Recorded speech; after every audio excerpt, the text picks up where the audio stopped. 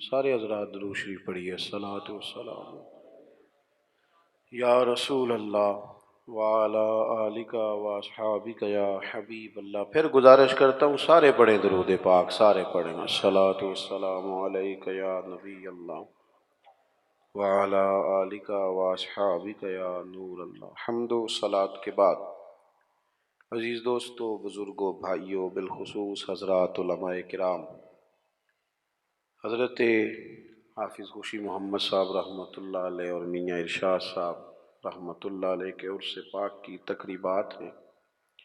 عصر کا وقت چونکہ بڑا قریب ہے، اس لیے میں نے بڑی جلدی سے بات شروع کر دی ہے۔ اللہ تعالیٰ نے قرآن حکیم میں فرمایا ہے کہ الا ان اولیاء اللہ لا خوف علیہم ولا هم یحزنون۔ فرمایا خبردار ہو جاؤ، بے شک جو اللہ کے دوست ہیں انہیں نہ کوئی خوف ہے اور نہ وہ کبھی غمگین ہوں گے۔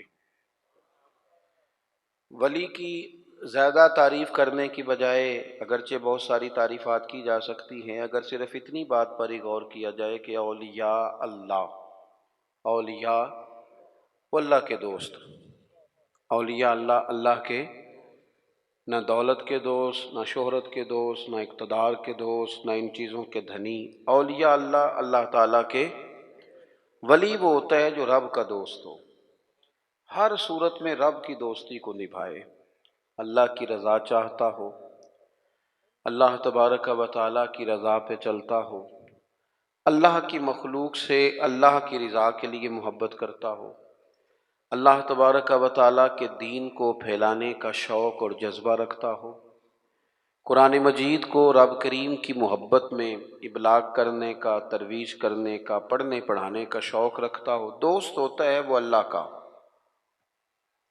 جس طرح ہماری کسی سے مخلصانہ دوستی ہو تو ہر حال میں ہم اسے راضی رکھنا چاہتے ہیں نا، بلا مثال و بلا تشبیہ جو رب کا دوست ہوتا ہے ہر حال میں رب رسول کو راضی رکھنا چاہتا ہے، اس کی جو ترجیح ہوتی ہے وہ اللہ رسول ہوتے ہیں، مقصود اللہ رسول ہوتے ہیں، کسی اور چیز سے غرض نہیں، کوئی اور لاہ عمل نہیں، کوئی دستور نہیں، کہیں نہیں جانا۔ یبتغون فضلا من اللہ ورضوانا، وہ ڈھونڈتے ہیں اللہ کا فضل اور اس کی رضا، تلاش کرتے ہیں، یہ شان ہے اللہ والوں کی۔ اولیاء اللہ، کون اولیاء اللہ؟ ہمارے ہاں لوگوں نے، کچھ نے تو سادگی کی وجہ سے اور کچھ نے اللہ ماشاءاللہ بڑی عیاری کے ساتھ اپنا آپ ثابت کرنے کے لیے اور لوگوں کو صرف اپنے پیچھے لگانے کے لیے اللہ ماشاءاللہ کچھ ایسی کہانیوں کا سہارا لیا، کچھ ایسی چیزیں اوڑھ کے آ گئے۔ انہوں نے کہا شریعت کیا ہوتی ہے، معاذ اللہ مولوی کو کیا پتا، میرے پاس معرفت کی باتیں ہیں۔ انہوں نے لوگوں کو طرح طرح سے پریشان کیا۔ اللہ تعالیٰ نے خود بتایا ولی کون ہوتا ہے، کسی ادھر ادھر سے تشریح لینے کی ضرورت نہیں۔ ہمارے ہاں لوگ سمجھتے ہیں جو ذرا انوکھی سی بات کرے نا، جو ذرا تھوڑا ہٹ کے بولے نا، او خو، جو گہری بات کرے نا، او خدا کے بندو، دنیا میں سب سے زیادہ معرفت والی باتیں نبی کریم علیہ السلام نے کی ہیں، پر اتنی سادہ کی ہیں کہ ہر بندے کی سمجھ میں فوراً ہی آ جایا کرتی تھی۔ اور روٹین کے معاملات محبوب نے سکھائے ہیں، حقوق العباد ادا کرو، زندگی کو اچھے طریقے سے گزارو، زندگی کو زندگی بناؤ، یہی دین ہے۔ لیکن لوگوں نے نا کچھ کہانیوں کا سہارا لے کر، کچھ طرح طرح کی باتیں بنا کر لوگوں کو پریشان کیا۔ خود اللہ تعالیٰ نے قرآن مجید میں بتایا ولی کون ہوتا ہے۔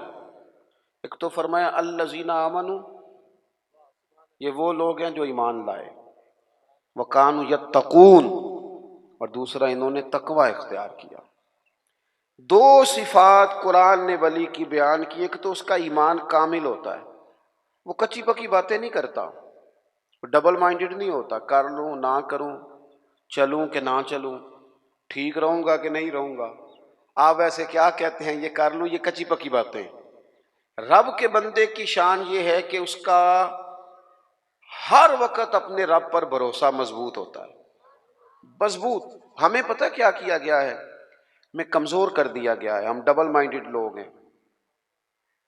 ہمارے ہاں ڈھیر سارے لوگ ایسے ہیں جو مرید ہو کر بھی مرید نہیں، جو شاگرد ہو کر بھی شاگرد نہیں، جو کسی فیلڈ میں ہو کر بھی اس فیلڈ میں موجود، جو کسی ایک شعبے کو اختیار کر کے بھی اس شعبے پر پورے نہیں، کچی پکی باتیں کر لوں نہ کروں۔ اور یہ نوجوان نسل میں زیادہ مسئلہ ہے۔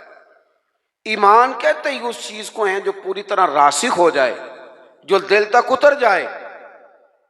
اور ایمان کے ثمرات ہیں، جب آپ کا ایمان کامل ہوتا ہے تو پھر توکل بھی مضبوط ہوتا ہے، پھر ایمان کامل ہے تو پھر صبر بھی نصیب ہوتا ہے، ایمان کامل ہے تو شکر بھی نصیب ہوتا ہے، ایمان کامل ہے تو پھر قناعت کی دولت بھی ملتی ہے، پھر تھوڑے پر گزارا کرنے کی اللہ ہمت بھی عطا کرتا ہے، پھر خودداری بھی نصیب ہوتی ہے، پھر عزت نفس بھی نصیب ہوتی ہے۔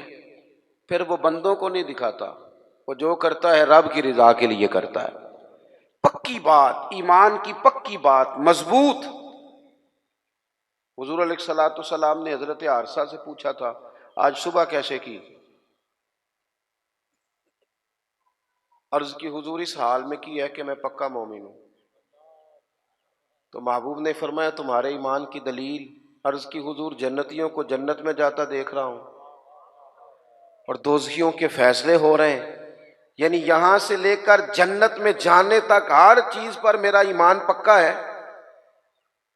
مضبوط افکار ہوں، پکی باتیں ہوں، عزم کر لے، کوئی ضروری نہیں بندہ جیت ہی جائے، ضروری نہیں۔ بدر میں اللہ تعالیٰ نے مسلمانوں کو کامیابی دی تھی، احد میں ذرا تھوڑی مسلمانوں کو وقتی طور پر پیچھے ہٹنا پڑا تھا۔ اللہ کو ضروری ہے کہ ہر موقع پر انسان جیت ہی جائے، لیکن اس کا عزم پکا ہونا چاہیے، اس کا نظریہ پکا ہونا چاہیے۔ الذین آمنوا، پکی بات کرتے ہیں، پکی بات کرتے ہیں صاحب ایمان۔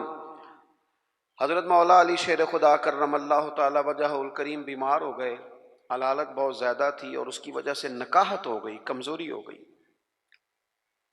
اٹھ کے کھڑے ہوتے تھے تو بظاہر جسم پہ راشا تھا، کامتا تھا وجود۔ ایک صحابی تیمارداری کے لیے حاضر ہوئے اور جناب مولا کائنات کو دیکھ کر کہنے لگے میرے بھائی علی آپ تو بڑے کمزور ہو گئے، تو مجھے تو خدشہ ہے کہ اسی علالت میں کہیں رب کی بارگاہ میں آپ کی حاضری نہ ہو جائے۔ تو مولا علی شیر خدا نے پتہ کیا فرمایا؟ فرمانے لگے تو فکر نہ کر، مجھے کچھ بھی نہیں ہوگا، تو بے فکر ہو کے جا۔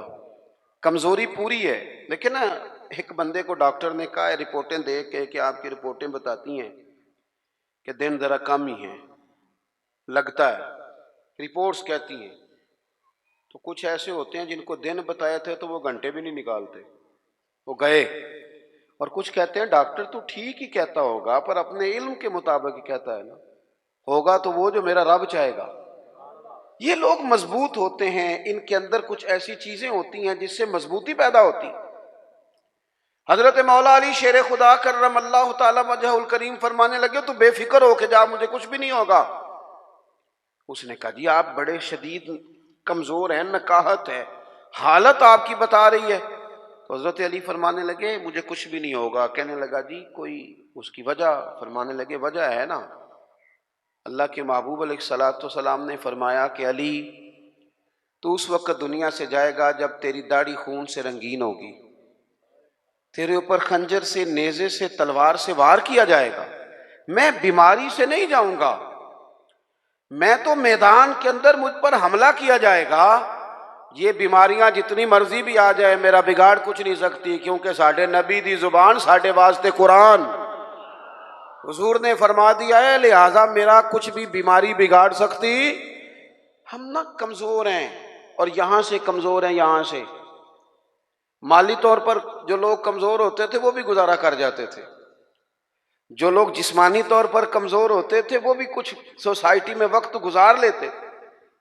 ہم ذرا ذہنی طور پر کمزور ہیں، کچی باتیں کرتے ہیں۔ جوانوں سے پوچھے نا کیا کرنا ہے، عمر کتنی ہے؟ کہتا میری عمر ہے 26 سال۔ کرنا کیا ہے؟ کہتا سوچ رہا ہوں۔ او بھائی محمد بن قاسم تو 17 سال کی عمر میں سندھ فتح کر گئے۔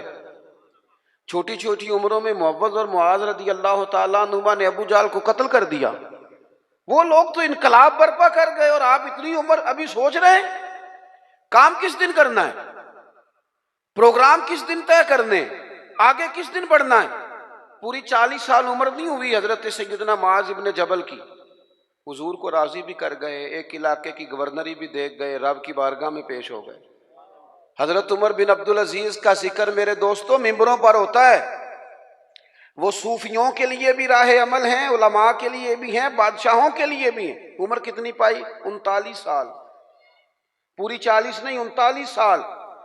ہماری تو وہ کچی پکی باتیں، کوئی عزم نہیں، کوئی پروگرام نہیں ہے، وہی تیرے زمانے کا امام برحق جو تجھے حاضر و موجود سے بیزار کرے اور موت کی شکل میں دکھلا کے تجھے جلوہ یار زندگی تیرے لیے اور بھی دشوار کرے۔